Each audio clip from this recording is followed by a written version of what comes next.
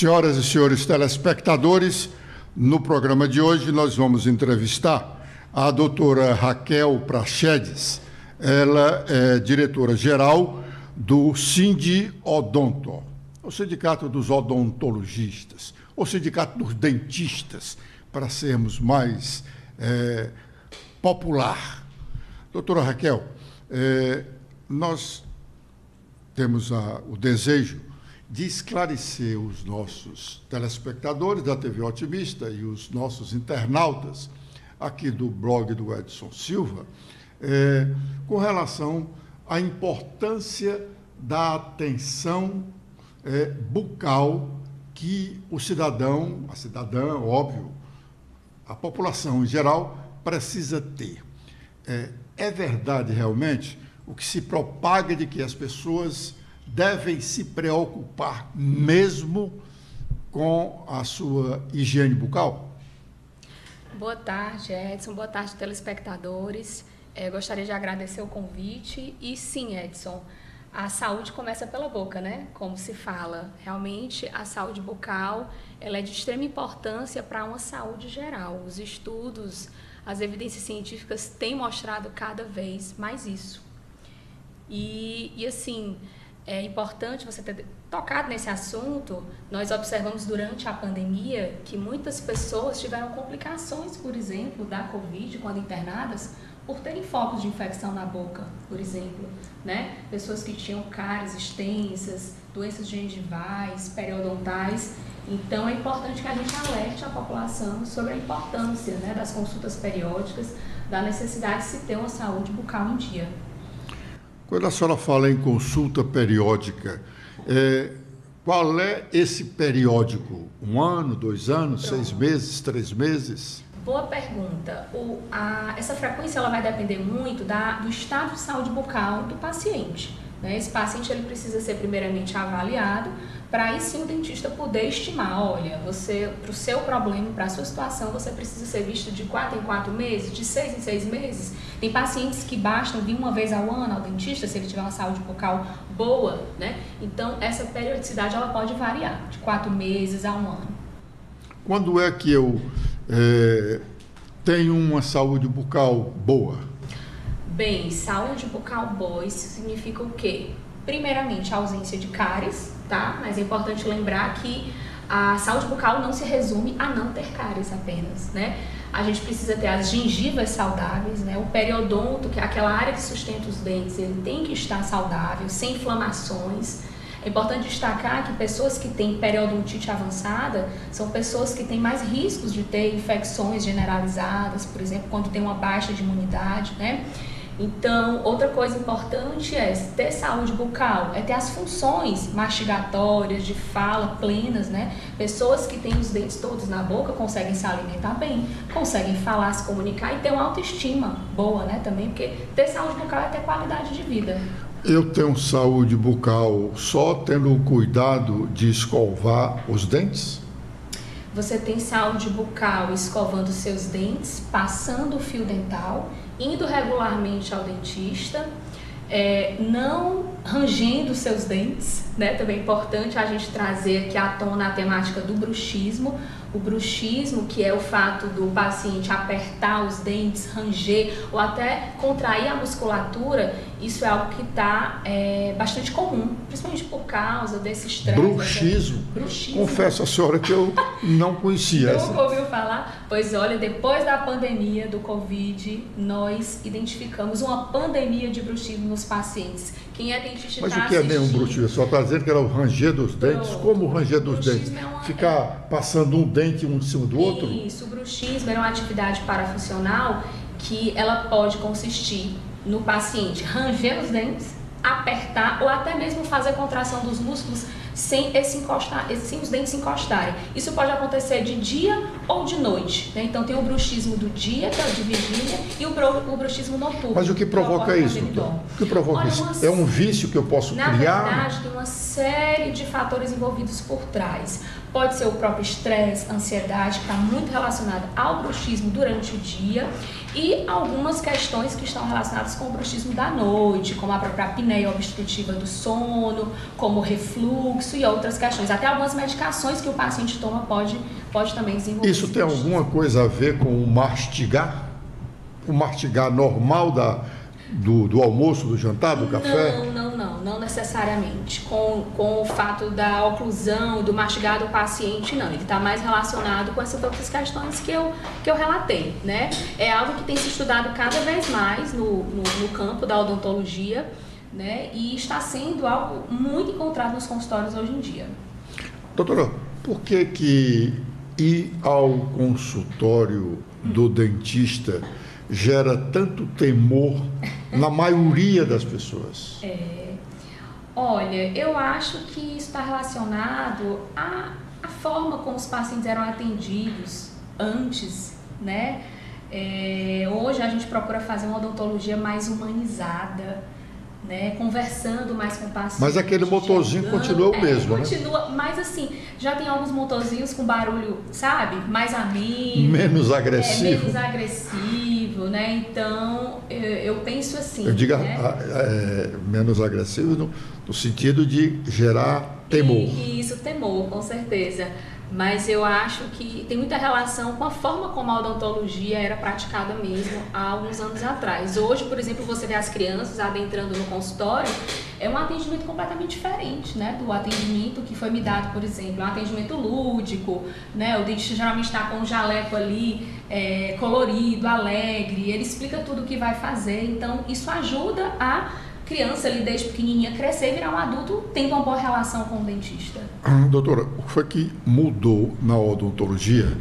Porque antes o comum era a pessoa chegar no dentista, no consultório, e facilmente ele sugeria extrair o dente. Sim. Hoje ele abomina falar na extração do dente. Sim, O que foi que mudou e por quê? E por que se evita extrair o dente? Sim, o que é que mudou, né? As novas tecnologias. Hoje nós temos N maneiras de salvar um dente. E antes não havia essas opções, né? Realmente o que restava quando um dente estava muito destruído era extraí-lo. E hoje você tem o tratamento endodôntico, você tem as coroas de porcelana, né? Você tem uma gama de tecnologias que vieram para facilitar essa manutenção do dente na cavidade bucal. E é muito melhor você ter o seu dente, né? Do que ter uma prótese, um implante. Então, hoje, realmente, o dentista ele faz de tudo para não remover o dente, né? Ele faz o que for possível. Mas, doutor, num determinado momento que o paciente chega lá no dentista e que a cárie já está muito grande, o dente está infeccionado, aquela infecção não causa problema para o restante do corpo dele, para a saúde dele. Sim, e sim. Nesse momento o dentista ainda evita extrair? Sim, não. Quando isso acontece, logicamente o dentista vai ter que fazer uma avaliação, né? Se ele vê que a infecção está tomando proporções maiores, ao ponto de trazer infecção em outros órgãos do organismo, se é um paciente debilitado, com comorbidades, com outras doenças de base, aí sim ele tem que fazer essa avaliação. E realmente, se for necessário, ele vai fazer a extração, né? Tem que se fazer essa avaliação geral, juntamente inclusive com o médico do paciente. Doutora Raquel, se fala muito, repetindo no início aqui do programa, a questão da saúde bucal. Sim. Mas o custo dessa saúde hoje ainda é muito elevado. Por quê? Olha, eu posso dizer que o dentista, para ele trabalhar, ele precisa de uma aparatologia grande. O dentista ele precisa trabalhar a 4 mãos. Ele precisa de um atendente. O médico, quando ele vai fazer ali uma consulta, um procedimento mais simples, e outros profissionais até conseguem, né, desenvolver o seu trabalho sem ter uma pessoa ali do ladinho, diretamente com ele. Para eu fazer um procedimento, eu preciso de um atendente, às vezes até 2, ao lado, me dando cada coisa na minha mão, sem falar dos equipamentos, né, Edson, que são caríssimos, tem equipamentos do investimento muito alto, então realmente a saúde bucal... Mas o equipamento é permanente, né? É. O material é realmente muito caro? Olha, você vai ver uma variação enorme de valores. tá? Desde os materiais mais em conta, que não tem uma qualidade tão boa, como materiais melhores, que têm qualidade bem mais avançada. Então, eu diria que, para responder a sua pergunta, a questão do custo, isso é um somatório. É a equipe que a gente precisa montar, é a questão dos equipamentos que tem um investimento e os próprios materiais de consumo também. Doutora, o poder público tem falado muito no avanço do trabalho dele na facilitação da saúde bucal. Sim. Inclusive, recentemente, nós tivemos uma alteração na legislação que manda que nas equipes de saúde da família, que eu reputo uma coisa muito importante para a saúde da população em geral, que nessas equipes de saúde da família tenha um dentista. Isto hoje já é prática geral no Ceará? Eu posso dizer que em parte, tá? Por exemplo, aqui em Fortaleza, no município de Fortaleza, nós não temos toda a população coberta por um cirurgião dentista na estratégia de saúde da família. Tá? O ideal é que a gente tenha um dentista por equipe de saúde da família, mas nós não temos ainda 100% de cobertura, assim como no Brasil inteiro, né? Então, muito tem que se trabalhar aí, né? O próprio cirurgião dentista, as entidades, fazendo essa cobrança junto aos nossos gestores para que isso realmente se concretize. Nós temos muita deficiência ainda, viu, Edson? No serviço público nós temos que melhorar muito ainda. A questão tanto de recursos humanos, para a gente poder realmente equiparar essas equipes. E quando eu falo não só no posto de saúde, porque não sei se quem está assistindo sabe, o dentista hoje no SUS, ele trabalha no posto de saúde, que compreende a atenção primária. Ele trabalha no CEL também, nas UPAs, que compreende a atenção secundária, e nos hospitais, que compreende a atenção terciária. Então, nós temos uma deficiência grande de recursos humanos, de dentistas, né, e do pessoal auxiliar, da própria equipe de saúde bucal, nesses espaços. Doutora, quando se pensa em cuidar da boca, cuidar dos dentes, só se pensa em ida a um consultório odontológico. Sim. Como atua o dentista numa equipe de saúde da família, que essa equipe trabalha só e tão somente nas ruas, nas residências das pessoas que precisam da equipe? Ótima pergunta. Assim, como é que é o trabalho do dentista na atenção básica? Exato. É isso, no posto de saúde? Não, no posto de saúde tudo bem, ele pode ter um consultório lá. Sim, entendi. Mas a equipe da saúde da família não trabalha no consultório. Extra-consultório. Ela trabalha na rua, ela muito trabalha importante. na casa. Ela vai visitar a minha casa. Isso. Então, o cirurgião dentista, como é que ele se integra nessas atividades extra-consultório? O dentista ele tem uma função importante de trabalhar a promoção da saúde bucal, inclusive saúde geral também. A gente pode fazer esse papel. Então, nós podemos fazer esse trabalho nas escolas, nas igrejas, junto com os líderes comunitários, com as associações, orientação. Isso o dentista na estratégia de saúde da família. Se a senhora chegar com uma equipe junto com o médico, não sei quem, lá na minha casa, é uma equipe de saúde da família, e eu estou lá gritando com a dor de dente, o que a senhora vai fazer? Aí o que é que o dentista vai fazer? Ele vai poder fazer um exame geral, não vai conseguir fazer. Ele pode levar luva, ele pode levar bandeja esterilizada, com espelho, ele pode sentar o paciente no local mais iluminado e fazer um exame. Não vai ser um exame tão detalhado, obviamente, como acontece no consultório, mas ele vai poder, pelo menos, fazer um exame geral para tentar compreender aquele problema bucal do paciente. E aí ele vai poder direcionar esse paciente. Se ele vai para o posto ou se ele vai logo para atenção especializada, ele vai dar um direcionamento. Ele pode fazer uma prescrição também, né?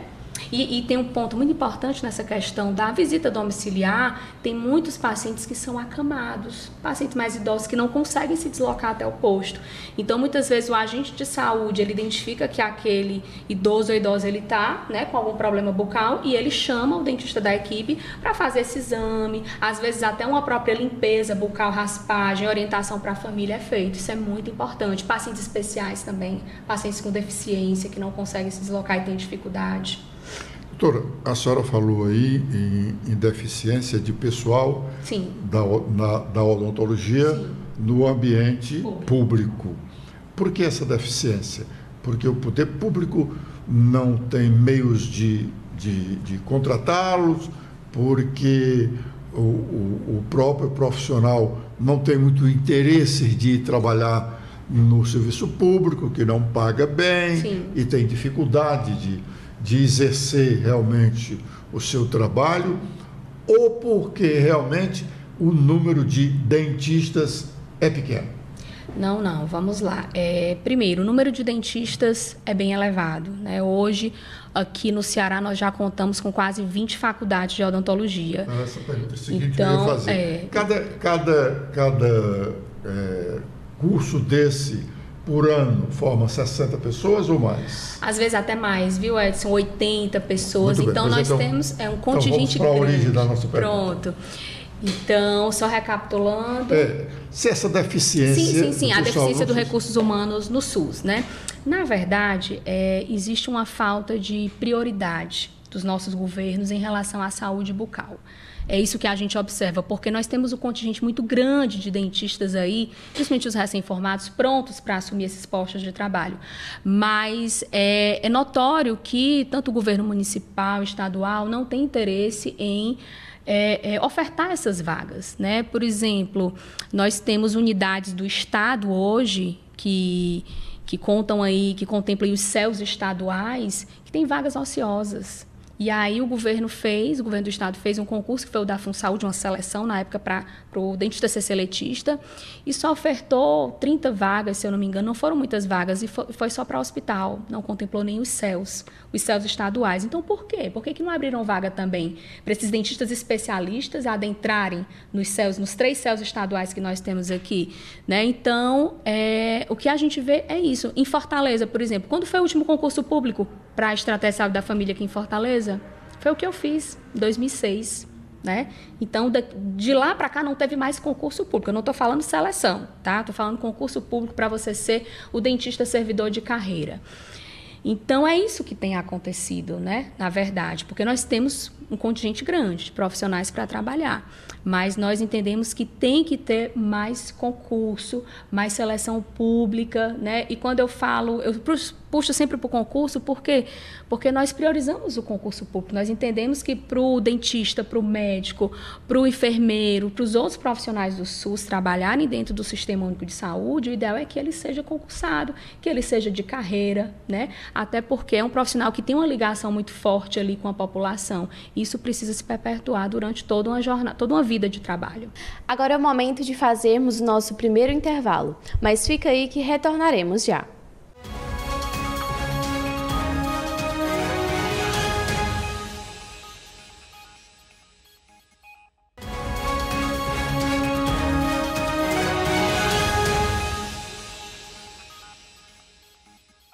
Confira agora a segunda parte da nossa entrevista com a doutora Raquel Prachedes.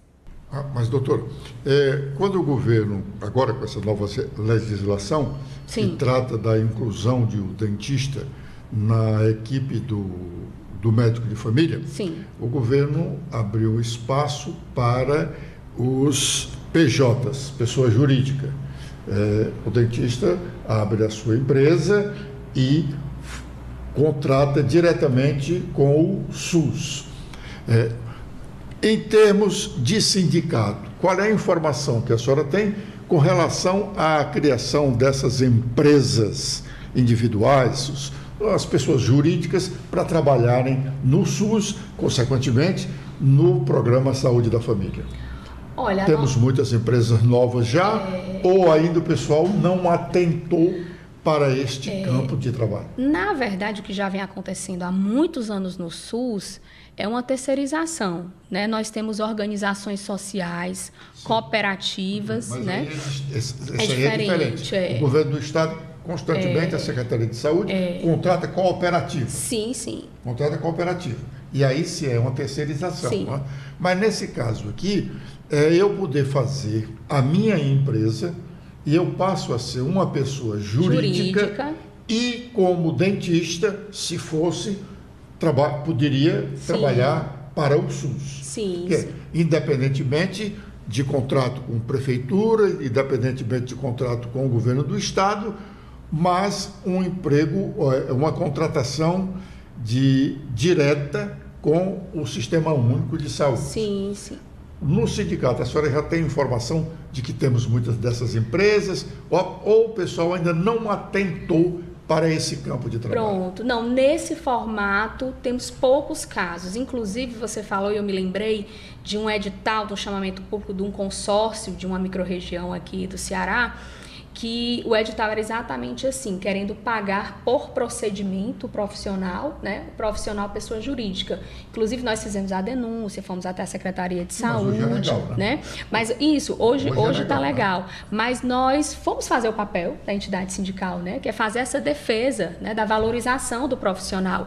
Porque nós entendemos que é completamente maléfico, né? Para a profissão, para a população. A gente entende que, por exemplo, esse edital, ele se preconizava a pagar por procedimento. Imagine você ter um dentista que vai ganhar pelo número de procedimentos que ele faz, ele vai tender a fazer mais procedimentos de forma apressada, de forma acelerada. Será que a qualidade vai ser a mesma?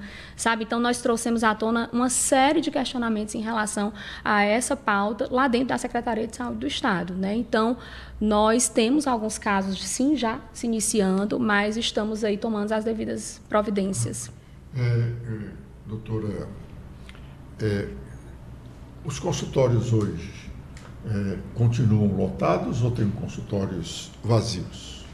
Olha, posso perguntando isso para voltar àquela história do custo. Do custo. Eu posso lhe dizer que as coisas não são mais tão fáceis como era antigamente, né? Meus sogros eram dentistas e eles viveram outra realidade da odontologia, em que os consultórios eram cheios, em que realmente o poder aquisitivo era outro, porque eram poucos, né? Você tinha poucos profissionais e hoje em dia nós temos um mercado realmente saturado, um mercado aí com muitos profissionais e isso acaba afetando a questão da lei, da oferta e da procura, né? Vamos dizer assim. Então, sinceramente, a realidade ela mudou. Posso dizer que mudou. Doutora Raquel, eu sei que a senhora não pode se dissociar do sindicato. Sim. Muito bem. Mas se um familiar seu liga para a senhora de fora daqui, que a senhora não pode atender e tal, e pergunta, olha, eu estou sentindo isso assim, você acha que eu devo ir para quem? Tem um doutor fulano de tal, que já tem aqui bem uns 50 anos de trabalho, tem não sei quem, que é mais novo, e tem uns 3 consultórios do pessoal que terminou o curso ontem. A senhora vai mandar ele para onde?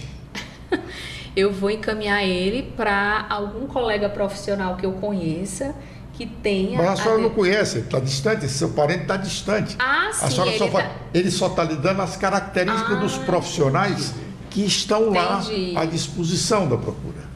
Tá, ele está em outro local. Eu lhe complemento a indagação. A indagação é a seguinte: eu saio da faculdade hoje.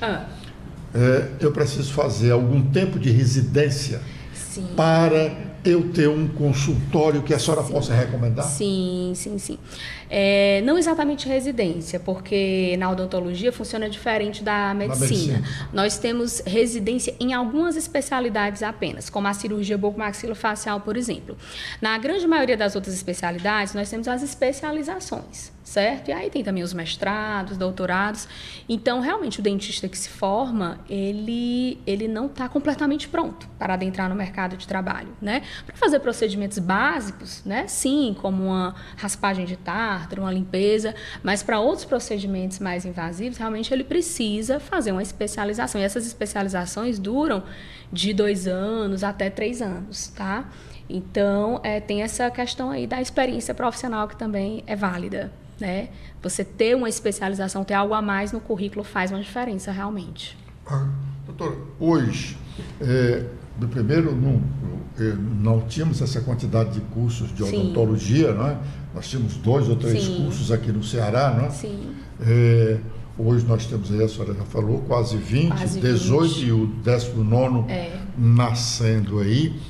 Mas esses cursos, sobretudo das universidades particulares, são muito caros, né? Sim, são. São mensalidade de R$8.000, R$5.000, R$10.000, não sei quanto, né? Não chega a 10, mas nessa faixa de 5. Mas 10 é na faixa de medicina, mas é de 5 a 7, 8, não é? Se você colocar o material. É um custo muito elevado. E a residência, que a senhora falou, que não é residência, mas é especialização, ele terá que pagar também, não é? Também. Boa pergunta. O dentista, ele se forma, ele tem 5 anos ali de graduação. Quem opta por fazer uma faculdade particular paga uma mensalidade todo mês, fora os materiais de consumo, vale ressaltar. Nós temos que comprar muitos materiais.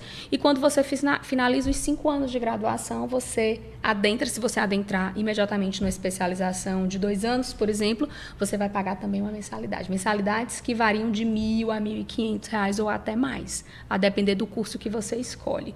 Então, você pode ver, Edson, que a odontologia ela é um verdadeiro investimento, né? Desde o momento que você inicia na graduação até você se especializar. E, na verdade, assim, o dentista ele tem que viver estudando, a gente vive se especializando, fazendo atualização, congressos, então tem um investimento muito grande por trás. Doutor, nós estamos aqui com um programa, estamos iniciando um programa, que uma colega aqui que trabalha conosco aqui no blog, que por sinal ainda é estagiária. Sim. É a única estagiária que nós temos, porque as outras são já profissionais. E nós estamos iniciando um programa para chamar estudantes da universidade para falarem sobre as perspectivas deles na profissão e no contexto geral do Estado brasileiro. A última entrevista que a nossa colega Jair fez foi com 2 estudantes da área de enfermagem. Eu até pedi para que a senhora ouvisse. E eu senti assim, um abalo quando eu vi um deles dizendo o sofrimento deles, até usando uma expressão que eu não gosto, de bullying, né? De menosprezo na própria faculdade em relação aos colegas do curso de medicina. Aí eu pergunto à senhora, no curso de odontologia há essa dificuldade? Principalmente porque quando você sai da faculdade, já sai como cirurgião dentista. Sim. Será que o médico também não olha com um olhar assim meio atravessado para esse cirurgião bucomaxilofacial? Há essa divergência? Não? Desculpa. Olha, eu acho que isso acontece em todas as profissões, sabe? Uma certa rivalidade, aquela questão da busca pelo posicionamento no mercado. Então, acontece. Não vou dizer que não acontece, porque acontece, né? Mas eu acho também que não é algo tão gritante, sabe? A gente consegue levar isso aí. Com relação ao depoimento desses 2 estudantes do curso de enfermagem, eu fiquei arrepiado, porque é sério. Sim. É sério, eu acho um desrespeito muito grande, né? Afinal de contas, a profissão de enfermeiro é tão dignificante com certeza, quanto todas a do são, médico. Todas são, e eu acho assim que algo que a gente vai aprendendo depois com o tempo de formado é que, na verdade, ninguém é mais importante do que o outro, a gente trabalha em equipe, né?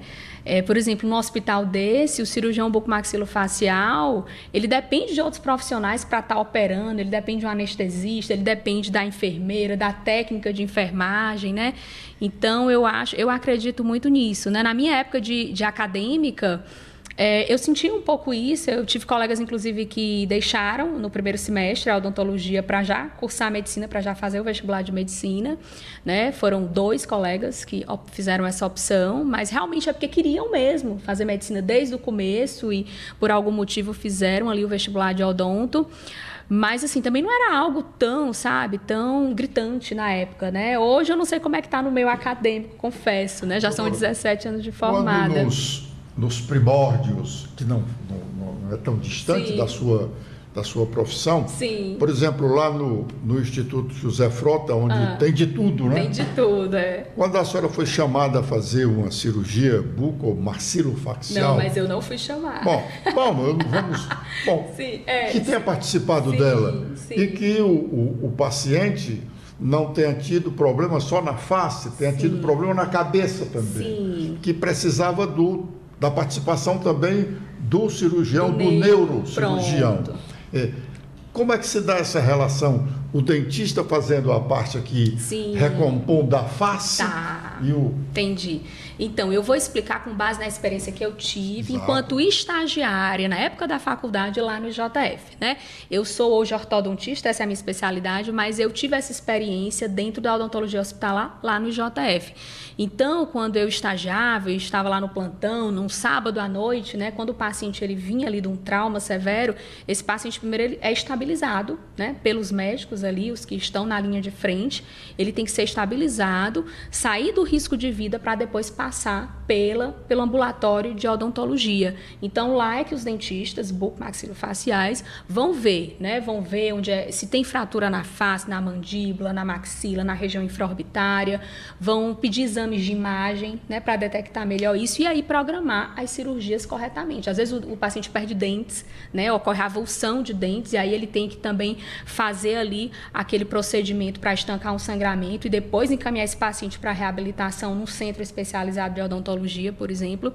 Então, funciona assim, né? Primeiro a saúde geral é estabelecida, o paciente sai daquele risco de vida iminente que ele se encontrava para depois fazer todo o conserto do resto da face, vamos dizer assim, né?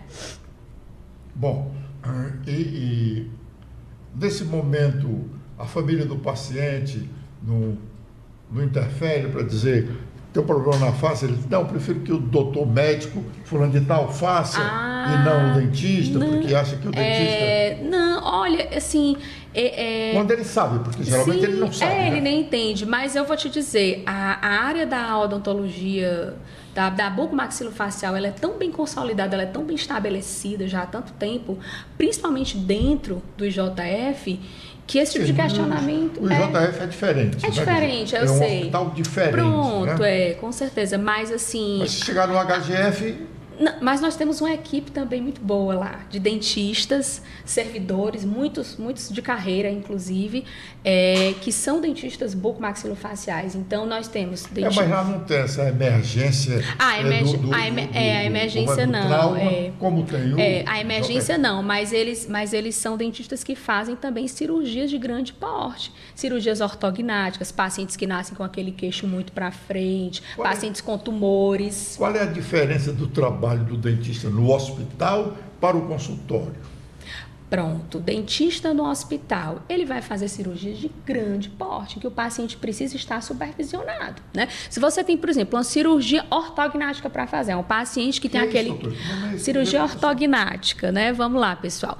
Tem pacientes que, por exemplo, são chamados pacientes classe 3, pacientes que têm o queixo bem avantajado, aquele paciente que é assim, isso ele vem desde pequenininho com esse problema, um problema geralmente hereditário, e aí ele chega na vida adulta com o queixo bem para frente, isso atrapalha a autoestima, a fala, a estética, então esse paciente opta por fazer uma cirurgia ortognática. O que é isso? É uma cirurgia onde vai haver cortes aqui na mandíbula para reposicionar, às vezes também se mexe na maxila. É uma verdadeira plástica óssea. E quem faz essas cirurgias muito bem são os dentistas bucomaxilares. Sim, no osso, inclusive com placas, se coloca aqui enxerto de mento. Então, lá no HGF, por exemplo, nós temos cirurgiões dentistas. E se a pessoa não for muito vaidosa, precisa fazer essa cirurgia? Não, só se impactar na autoestima dela. É só se impactar na autoestima dela e na função. Se ela tiver com dificuldades na fala, na mastigação. O risco o quê? Da cirurgia? Sim. Toda cirurgia tem um risco, né? Como qualquer outra cirurgia, porque a pessoa vai ser anestesiada, ela vai passar por uma anestesia geral.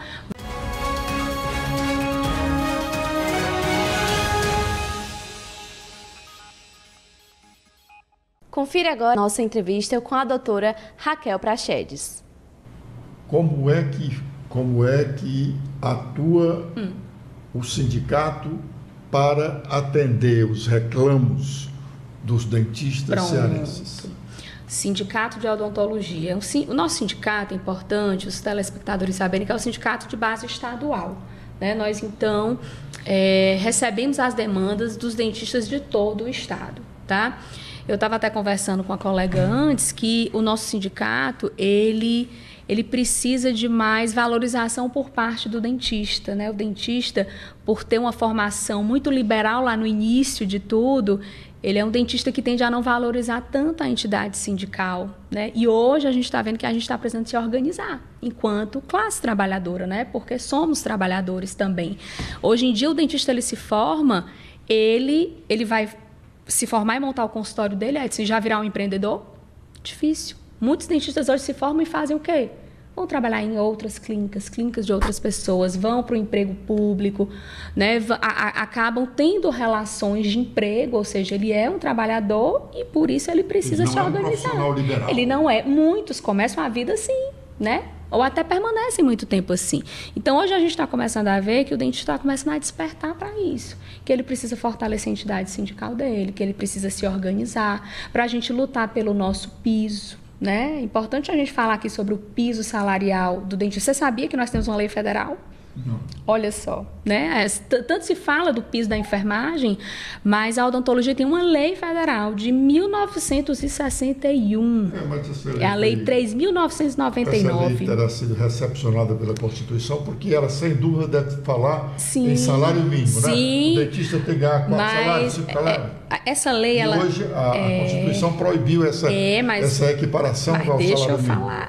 Essa lei, ela foi recepcionada pela Constituição ano passado, no primeiro semestre do ano passado, através da ADPF 325. Decisão do Supremo. Decisão da ministra Rosa Weber. Certo. Então, o que a ministra fez? Exatamente por causa disso que você fez. Ela congelou em 3 salários mínimos do ano vigente, que é o 2022. Né? Então, hoje, o piso, né, que a nossa lei federal prega, é R$ 3.636 para uma jornada de 20 horas de trabalho. E é interessante falar que nós estamos juntamente dentro dessa lei com médicos, é uma lei que rege o piso dos dentistas, cirurgiões dentistas, médicos e corpo auxiliar. Todas essas profissões tinham isso. Engenheiro. Isso. Aí o que aconteceu agora nesse primeiro semestre desse ano, devido a repercussão geral que o tema ganhou, foi objeto de recurso extraordinário, né, dentro do Supremo, e a gente espera que isso vá ser julgado em breve pelos ministros, né, para se ter uma decisão agora colegiada quanto à aplicação do piso para o dentista concursado, porque essa lei ela é muito clara para o dentista seletista, aquele que trabalha de carteira assinada, mas sempre ficou aí, né, esse gap em relação ao dentista concursado, servidor. Então, essa votação que a gente espera que aconteça vai ser em relação a isso, a aplicação do piso para o dentista que é servidor de carreira. Doutor, todos os profissionais... Vou reformular a pergunta. Sim. Geralmente os sindicatos são procurados por aqueles profissionais que estão iniciando, sim, ou não têm o nomão, sim, que outros profissionais têm, sim, né? Que cobram, a tabela deles é diferente da tabela, sim, normal. Né? Sim.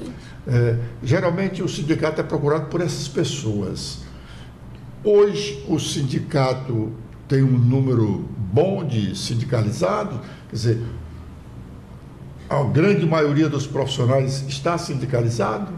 Olha, Edson, é como eu te disse, a nossa taxa de sindicalização aqui no Ceará é bem baixa, muito baixa.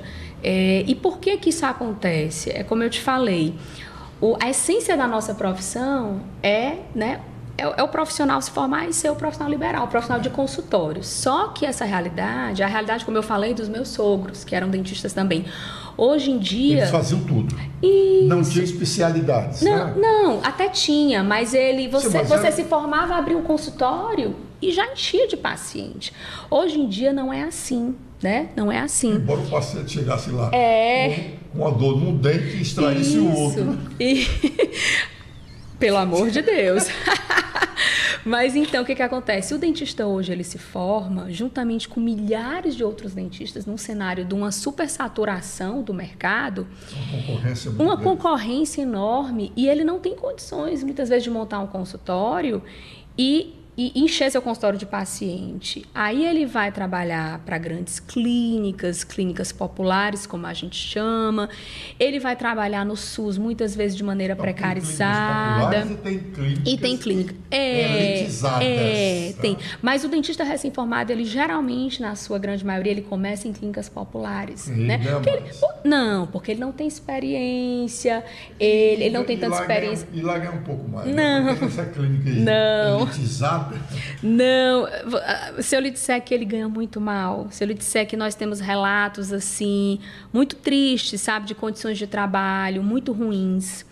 Quando eu falo condições de trabalho, de própria higiene, de própria biossegurança, de materiais de qualidade duvidosa, de muitos pacientes serem atendidos num turno só. E aí você sabe, quando você tem um batalhão de gente para atender, numa manhã, por exemplo, você não consegue fazer os procedimentos com tanta,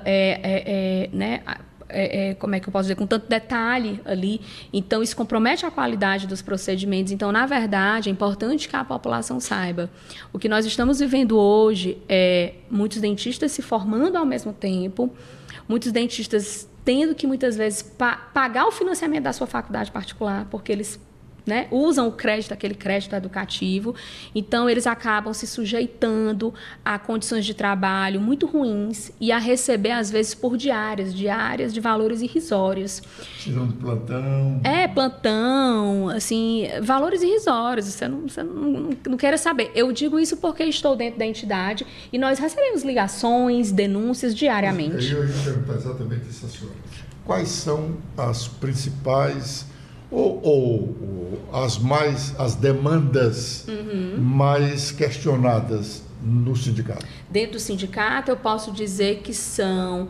É a questão salarial mesmo, viu? É o que realmente hoje a gente mais recebe de demanda. Hoje mesmo, nós recebemos a ligação de uma dentista de um município do interior solicitando reunião amanhã para falar da questão do salário, que está defasado. Ela trabalha no posto de saúde de um município aqui do Ceará. E aí a queixa é sempre a mesma, é impressionante. O salário está defasado e o salário não aumenta há anos. Doutora, se eu fosse um dentista, tivesse um bom nome aqui, óbvio, teria uma clínica grande, eu contrataria um profissional por quanto? Mensal?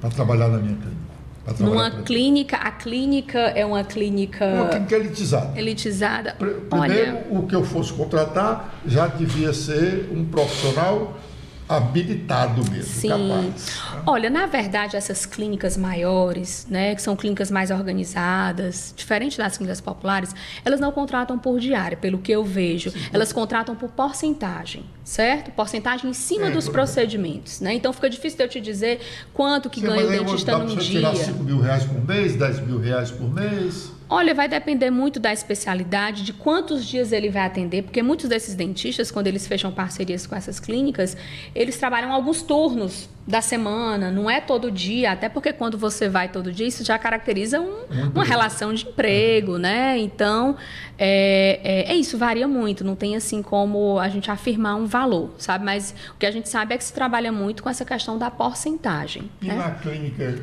clínica popular? Nessas clínicas que sim, temos aí perto lá da sim, Santa Casa, aqui em Fortaleza. Sim, pronto. Aí eu consigo lhe dizer. Nós recebemos relatos de diárias de 80, 90, 100 reais.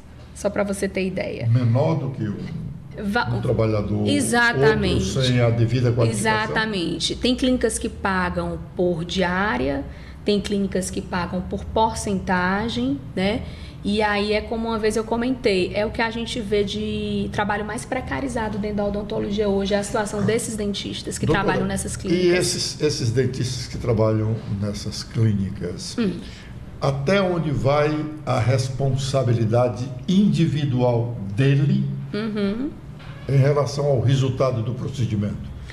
Ele é responsável. Eu vou a uma clínica popular dessa. Sim. E lá... o meu dente poderia ser aproveitado e ele resolveu extrair. Sim. Amanhã eu vou reclamar a quem e qual é a culpa dele por esse procedimento. Sim, ele responde juntamente com a clínica. E, inclusive, algumas clínicas determinam que esses dentistas, algum deles seja o responsável técnico, o que é mais grave. Algumas clínicas, os dentistas, os donos não são dentistas, e aí ele precisa de um responsável técnico, concorda? Para registrar no conselho. E aí ele coloca um dentista desse que está chegando para ser o responsável técnico, e aí é que ele precisa responder mesmo, né? Então é muito complicado. Como é que o sindicato atua numa situação desta? Olha, o sindicato, ele não atua diretamente nessa questão, porque isso é uma pauta do conselho, tá? Quando o dentista precisa responder em relação à infração, ética ou de procedimento. Mas em relação a salário, por exemplo? A salário, sim. Em relação às clínicas populares... A relação de trabalho é com o sindicato. Isso. O conselho, ele vê a questão do exercício legal e ético da profissão, e o sindicato atua em relação às questões trabalhistas. Então, o sindicato, numa situação dessa, em relação às clínicas populares, o que é que nós temos feito? Nós temos até divulgado isso nas nossas redes sociais, que o dentista que estiver trabalhando nessa condição, que trabalhe de segunda a sábado, né? Se ele está trabalhando de segunda a sábado, todo dia, isso caracteriza um vínculo de trabalho. Ele não deveria estar ganhando por porcentagem nem por diário, ele deveria estar com sua carteira assinada. Sócio, né? Isso. Né? E alguns eles alguns, e para ser sócio tem que ser pessoa jurídica. Isso, alguns fazem isso, pedem para o dentista abrir a pessoa jurídica, que a gente chama de pejotização, e tentam estabelecer uma relação de sociedade, que não é sociedade, né? Então, os dentistas recém-formados que estiverem assistindo têm que estar muito atentos a isso. Mas não divide o... Então, na verdade, o dentista que está quase todo dia naquela clínica popular, ele tinha que estar recebendo o piso salarial da categoria, com sua carteira assinada, com seus direitos trabalhistas previstos. Mas, doutora, também não há o interesse de o jovem dentista recém-saído da faculdade ir para uma clínica dessa, se sujeitar a isso para conseguir a experiência, para realmente se formar? Assim, a gente ouve muito isso, né? O dentista se forma, eu vou para a clínica popular, que é porque é o que tem, e lá eu vou pegar a mão, é a história de pegar a mão, né?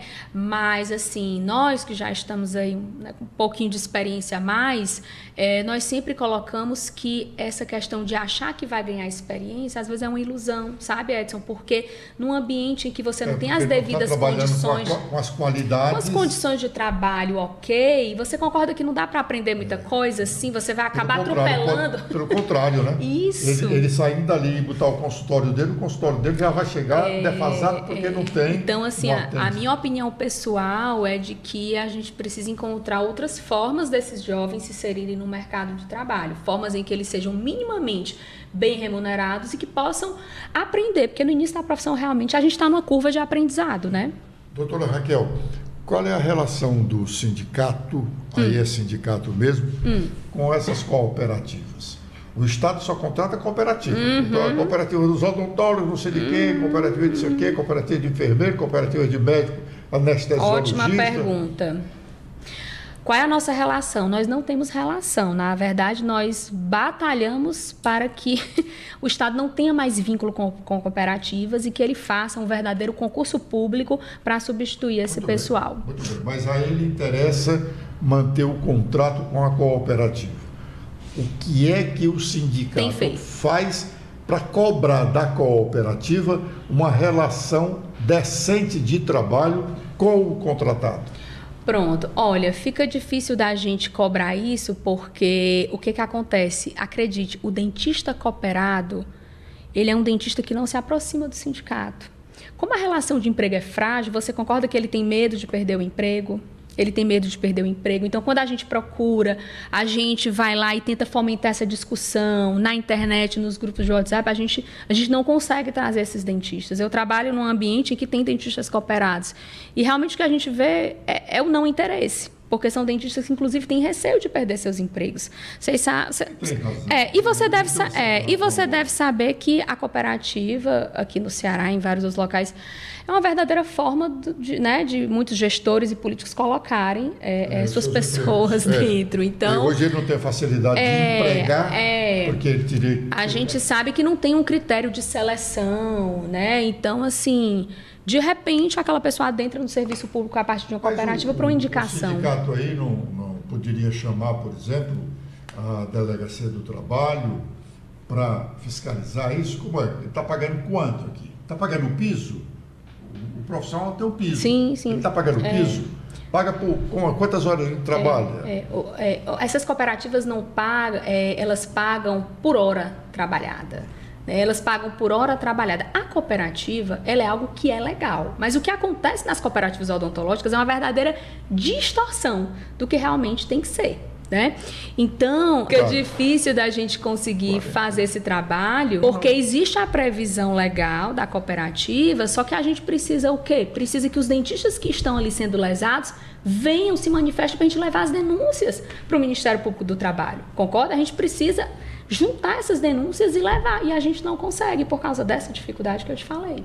Tá entendendo? Mas o sindicato tem autoridade para cobrar da Delegacia do Trabalho uma fiscalização determinada cooperativa. Tem, mas aí chega um momento que eles precisam das provas. Né? Sim, mas as provas, ele vai adquirir essas provas lá, com a documentação, com os comprovantes de pagamento do pessoal, com os horários de trabalho, né? Com os pontos que eles bateram, isso, aquilo, outro. Sim, né? Sim. Isso aí é uma coisa que a gente ainda vai colocar em prática, certo? A gente tem tentado muito conversar diretamente com a Secretaria de Saúde. Doutora, não avançando, a gente vai partir para essa qual é o universo dos sindicalizados hoje aqui no Ceará, na área de odontologia?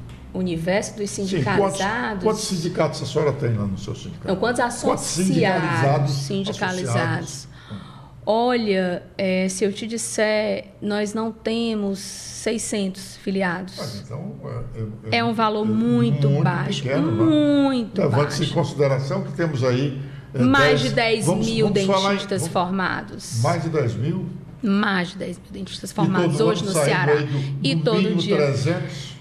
E aí o que acontece? É como eu te disse, não existe uma consciência de classe, não existe uma consciência política do dentista muitas vezes, né? De que ele precisa fortalecer a entidade sindical, porque a entidade sindical que vai atrás do cumprimento da legislação trabalhista, dos direitos dele, da defesa. Da defesa dela, que muitas vezes ele não pode fazer. Doutora Raquel Praxedes, muito obrigado pela entrevista que a senhora nos concedeu. Estamos aqui às ordens do sindicato. Tá ótimo, eu que agradeço. Senhora, porque a gente acha que uma conversa dessa esclarece muito aos telespectadores, aos que acompanham, não é, os nossos internautas, enfim. Muito obrigado. Obrigada, eu que agradeço e obrigada pelos telespectadores também por terem acompanhado aí. Agradecemos a todos pela audiência no nosso programa de hoje. Espero revê-los segunda-feira. Tenham todos um ótimo final de semana.